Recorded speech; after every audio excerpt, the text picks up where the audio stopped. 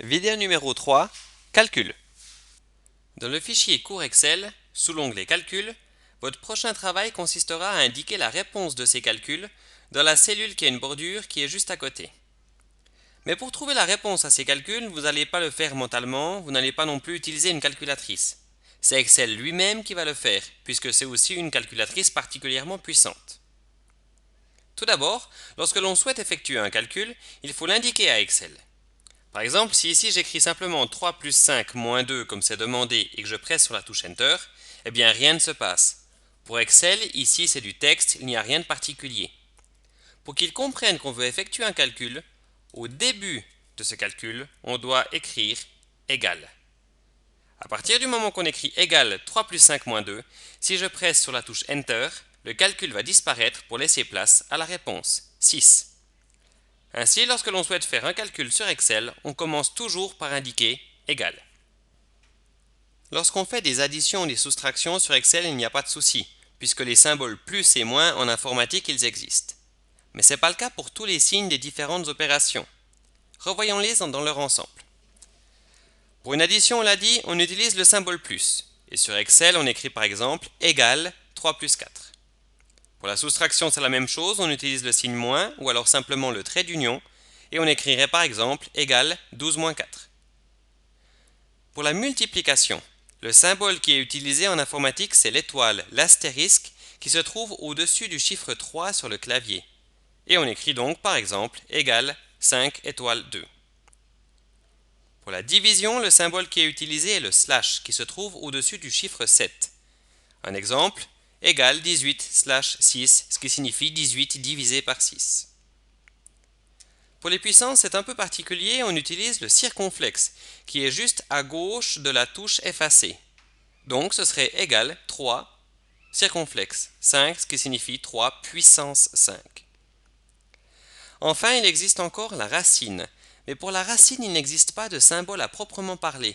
Et dans ce cas, pour la racine carrée, on doit écrire racine. Par exemple, égale racine et entre parenthèses 25, ce qui nous donne ici la racine carrée de 25. Lorsqu'on fait ces différents calculs, il faut encore tenir compte de certaines remarques.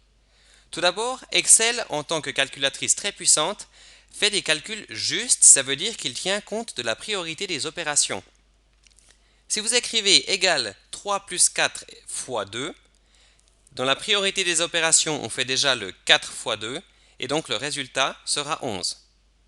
Si on veut qu'Excel fasse le 3 plus 4 en premier, eh bien comme dans vos cours de maths, il faut mettre le 3 plus 4 entre parenthèses, et dans ce cas, la réponse, alors là, ce sera bien 14. En informatique en général, régulièrement du moins, lorsque l'on veut faire des calculs, on doit utiliser le point et pas des virgules. 4.5, Excel comprend que ça veut dire 4,5. Par contre, si on écrit concrètement 4,5, Excel ne comprend pas ce que c'est, pour lui c'est du texte. Donc si vous écrivez un calcul par exemple égal 2 fois 4,5, Excel vous signalera qu'il y a une erreur. Il faut écrire 4.5. Enfin, dernière remarque, peu utile pour vous, peut-être qu'une fois vous l'utiliserez. Si vous écrivez dans une cellule égale 2 plus 3, eh bien Excel va indiquer 5. Mais peut-être qu'une fois vous voudrez qu'Excel affiche égale 2 plus 3. Et dans ce cas, si vous ne voulez pas qu'Excel effectue le calcul, mais marque juste ce que vous avez écrit, eh bien il faut rajouter un apostrophe devant le signe égal. Grâce à ces informations, vous pouvez maintenant effectuer l'intégralité des calculs qui sont présentés ici. Pour cet exercice et les suivants, vous verrez qu'il y a régulièrement des remarques affichées en bleu qui s'affichent dans les différents onglets. Même si les éléments principaux sont expliqués dans les vidéos, prenez quand même l'habitude de lire ces explications qui vous aideront à effectuer les exercices de manière correcte. En plus de cela, vous verrez régulièrement 3 boutons apparaître dans les différents onglets. Vérifier, corriger, recommencer. Lorsque vous avez effectué tous vos calculs, autrement dit que vous avez terminé l'exercice, cliquez sur le bouton Vérifier. Et soit une fenêtre va apparaître qui va vous expliquer ce que vous devez encore faire, soit alors vous aurez à côté des différentes cellules une remarque vous expliquant si vous avez fait correctement ou non l'exercice.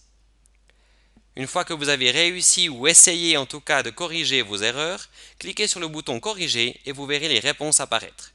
Si vous souhaitez recommencer, il vous suffit de cliquer sur le bouton Recommencer. Bon travail!